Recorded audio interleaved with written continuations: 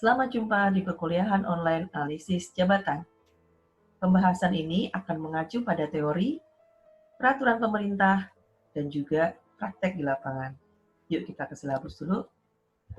Kita akan membahas mengenai pengantar jabatan, kemudian job description, wewenang dan tanggung jawab, hubungan dan lingkungan kerja, metode pengumpulan analisis jabatan, serta akan membahas beberapa hal-hal yang melingkupi mengenai persyaratan jabatan atau job spesifikasi. Menurut Crane and Goodstein 2009, jabatan adalah kedudukan yang menunjukkan tugas, tanggung jawab, wewenang, dan hak pegawai atau karyawan dalam kerangka suatu satuan organisasi. Analisis jabatan adalah proses memperoleh dan mengolah data jabatan yang dituangkan dalam bentuk uraian jabatan atau informasi jabatan. Hal tersebut termaktub dalam Permenaker Peraturan Menteri Tenaga Kerja Nomor 1 Tahun 2017 Bab 2 Pasal 4 Ayat 2. Catat ya. Tujuannya apa sih analisis jabatan ini? Tujuannya untuk menyediakan informasi jabatan sebagai fondasi atau dasar bagi program manajemen kepegawaian, kemudian kelembagaan, ketata laksanaan, dan pengawasan. Next. Pemanfaatan informasi jabatan. Pemanfaatan ini dapat kita peroleh, tapi harus ada hasilnya dulu. Hasil dari analisis jabatan itu apa sih? Yaitu peta jabatan, uraian jabatan, dan juga syarat jabatan. Dari hasil analjab ini, kita bisa memanfaatkan pada perencanaan pegawai, rekrutmen dan seleksi, perencanaan karir, pengangkatan dalam jabatan, penilaian kinerja, remunerasi, dan juga diklat. Perencanaan pegawai ini mengacu pada analisis kebutuhan pegawai berapa orang yang akan dibutuhkan. Kemudian rekrutmen seleksi mengacu pada standar kualifikasi dan juga kriteria seleksi. Perencanaan karir mengacu pada pola karir atau karir path atau jenjang karir. Kemudian pengangkatan dalam jabatan itu mengacu pada standar kompetensi kerja atau jabatan dan juga penilaian kompetensi yang ada. Penilaian kinerja mengacu pada standar kinerja dan juga kriteria kinerja yang dibutuhkan pada satu jabatan tertentu. Remunerasi. Remunerasi ini mengacu pada evaluasi jabatan atau pembobotan pemeringkatan jabatan. Kemudian juga ada diklat, di mana diklat ini mengacu pada analisis kebutuhan diklat. Siapa aja yang akan membutuhkan analisis jabatan tersebut? Dari hasil analisis jabatan ini, yang akan membutuhkan adalah atasan. Buat apa sih? Untuk mengoptimalkan peran dan tanggung jawab bawahan.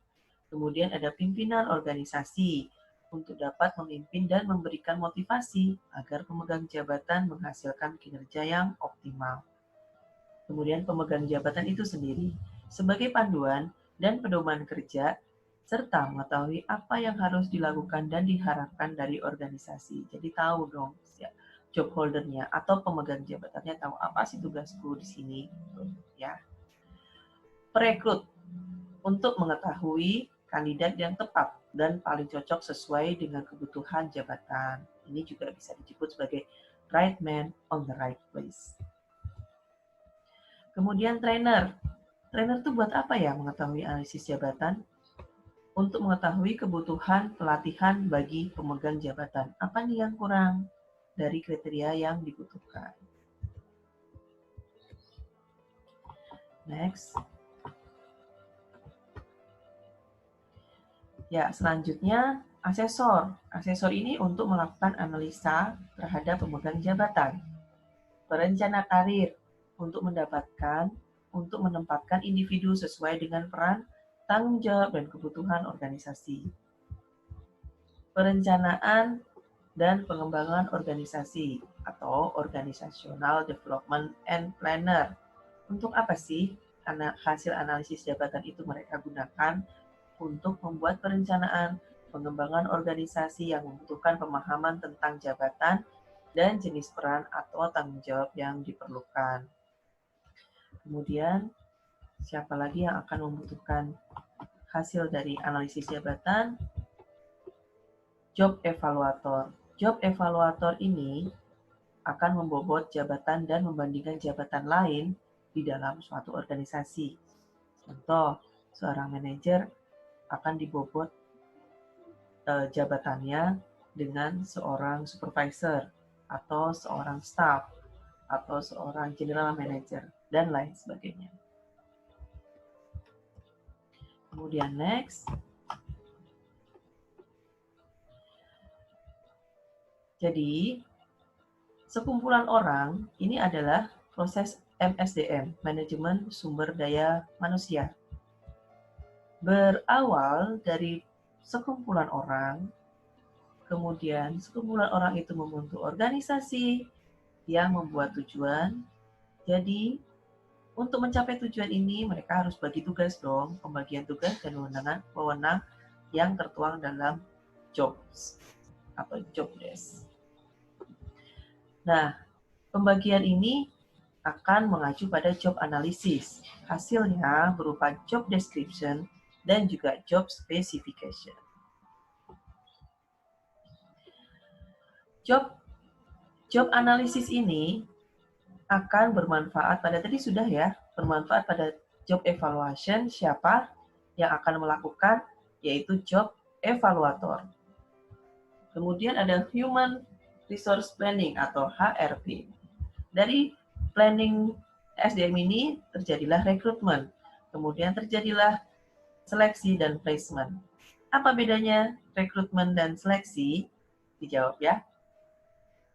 Ada orientasi ini adalah pemberian materi pada awal karir atau pada pertama kali karyawan masuk kerja.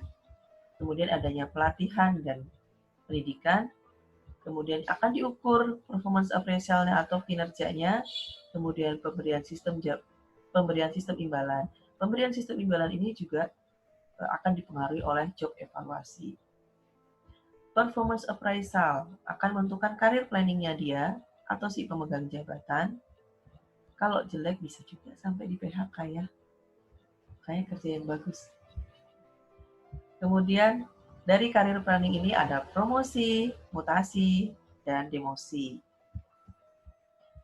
Next, kita akan membahas mengenai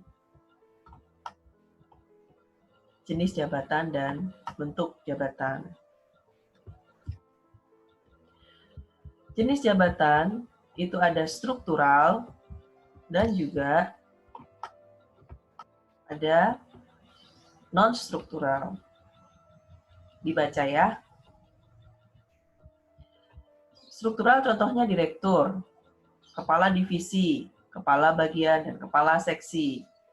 Kemudian ada juga non-struktural, yaitu contohnya ini lebih ke fungsional ya. Dosen, guru, kemudian yang teknik itu ada ahli hidrologi, kemudian yang umum ada agendaris. Ada juga bentuk jabatan. Bentuk jabatan ini terdiri dari fisik dan non-fisik. Hasil analisis jabatan tadi sudah ya, job desk dan job spec. Ada juga job classification. Job classification itu mengklasifikasikan rumpun jabatan accounting, job family-nya accounting itu apa aja. Ada tax, ada cost control, pengatur budget, dan lain sebagainya. Perbedaan dari job description dan job spesifikasi itu apa aja sih?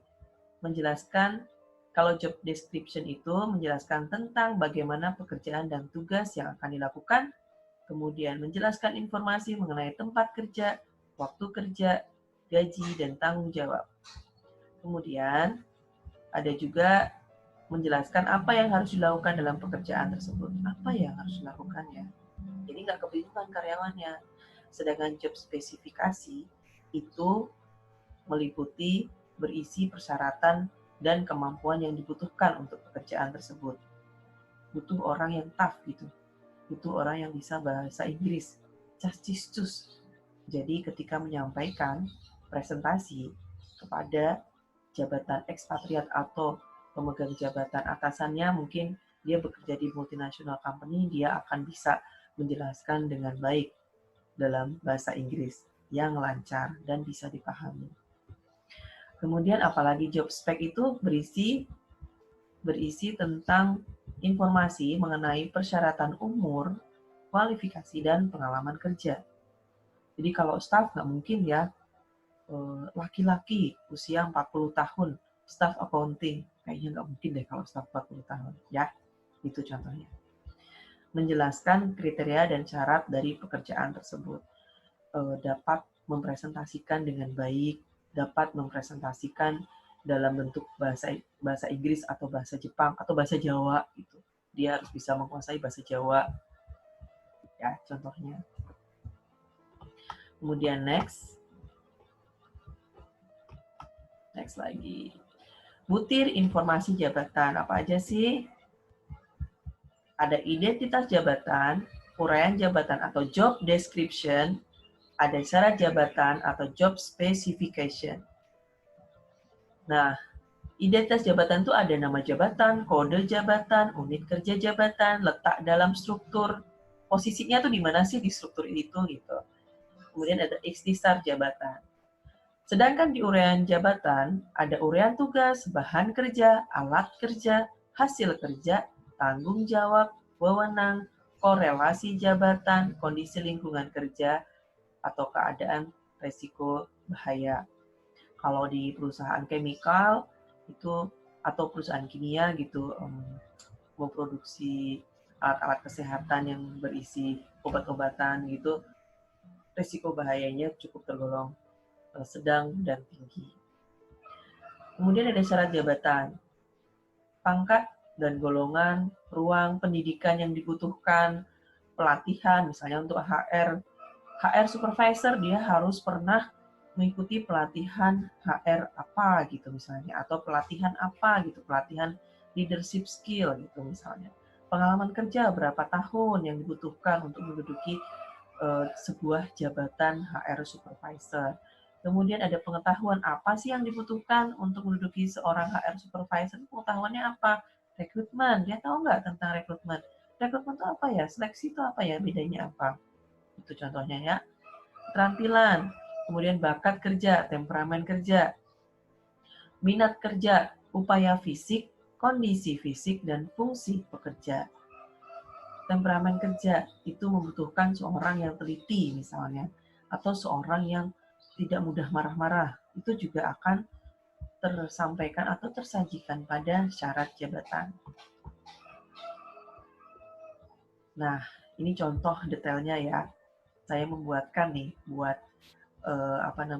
orang BEM nih ya yang organisasi. Contoh ya, uraian jabatan seperti ini. Revisi 1 karena baru direvisi 1 kali.